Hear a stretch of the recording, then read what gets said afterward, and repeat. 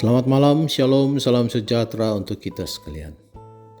Bersama lagi kita merenungkan firman Tuhan. Kita awali dengan berdoa. Bapa kami di surga, terpujilah Engkau Tuhan. Terima kasih untuk waktu kami boleh merenungkan firman-Mu. Bersamalah dengan kami di dalam nama Yesus Kristus kami sudah berdoa. Amin. Dan aku mendengar semua makhluk yang di surga dan yang di bumi, dan yang di bawah bumi, dan yang di laut, dan semua yang ada di dalamnya berkata, bagi Dia yang duduk di atas tahta dan bagi Anak Domba adalah puji-pujian dan hormat dan kemuliaan dan kuasa sampai selama-lamanya. Wahyu pasal 5 ayat 13 dan 14. Anak Domba sekarang telah bersatu bersama Bapa di atas tahta, sebagaimana telah dinyatakan dalam Wahyu pasal 3 ayat 21. Ini adalah yang terakhir dari rangkaian 5 nyanyian pujian dalam Wahyu pasal 4 dan pasal 5. Yang pertama, di dalam Wahyu pasal 4 ayat 8, keempat makhluk menyanyikan nyanyian berdasarkan Yesaya pasal 6. Kudus, kudus, kudus. Mereka menunjukkan nyanyian pujian itu kepada Dia yang duduk di atas tahta, bisa dikatakan Bapa. Kedua, di dalam Wahyu pasal 4 ayat 11, tua-tua memuji Allah karena tindakan penciptaannya. Ketiga, di dalam Wahyu pasal 5 ayat 9 dan 10, keempat makhluk dan ke-24 tua-tua bersama-sama memuji Anak Domba karena kematiannya di atas kayu salib. Keempat, di dalam Wahyu pasal 5 ayat 12, tidak terhitung banyaknya malaikat bernyanyi di dalam puji-pujian kepada Anak Domba.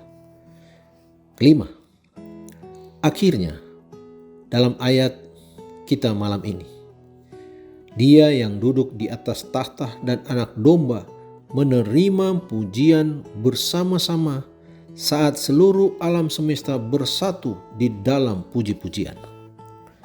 Yang terakhir dari kelima pujian ini adalah puncaknya. Dua pujian pertama dinyanyikan kepada Dia yang duduk di atas tahta dan difokuskan pada penciptaan. Dua pujian berikutnya dinyanyikan kepada Anak Domba dan difokuskan pada keselamatan. Pujian yang kelima memuji keduanya. Jadi, di sini kita mendapati adanya progresi dari Bapa kepada Yesus dan akhirnya kepada mereka berdua. Kita juga mengamati crescendo luar biasa di dalam kelompok-kelompok yang menyanyikan pujian ini. Keempat makhluk pertama mewakili yang pertama dan ke-24 tua-tua. Dalam pujian ketiga, keempat makhluk beserta ke-24 tua-tua bergabung bersama menyanyi. Dalam pujian keempat, paduan suara malaikat yang luar biasa besar menyertai keempat makhluk dan ke-24 tua-tua. Akhirnya, setiap makhluk di alam semesta menyatakan pujian kelima. Seluruh rangkaian Wahyu pasal 4 dan pasal 5 bergerak menuju klimaks di mana Anak Domba bersatu bersama Bapa di atas tahta. Poin utama pasal ini adalah ditinggikannya status Anak Domba hingga menyamai Bapa. Itu adalah status yang diperolehnya atas penyaliban. Oleh pengorbanannya di kayu salib membuat surga ditinggikan pada ketinggian yang belum pernah disaksikan sebelumnya. Tidak akan pernah Allah dipuja tanpa menyebutkan Anak Domba itu. Apa yang telah Dia lakukan dan mengapa Dia layak. Kegembiraan dan integritas alam semesta kini terpusat kepada kelayakan Anak Domba Allah. Mari berdoa. Tuhan Bapa kami di surga, kami mau meninggikan Yesus malam ini dan hari-hari kehidupan kami.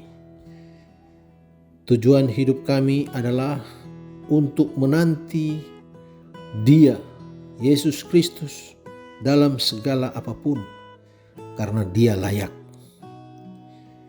Terima kasih Tuhan untuk pengorbanan dan perlindungan-Mu kepada kami. Di dalam nama Yesus Kristus kami sudah berdoa. Amin.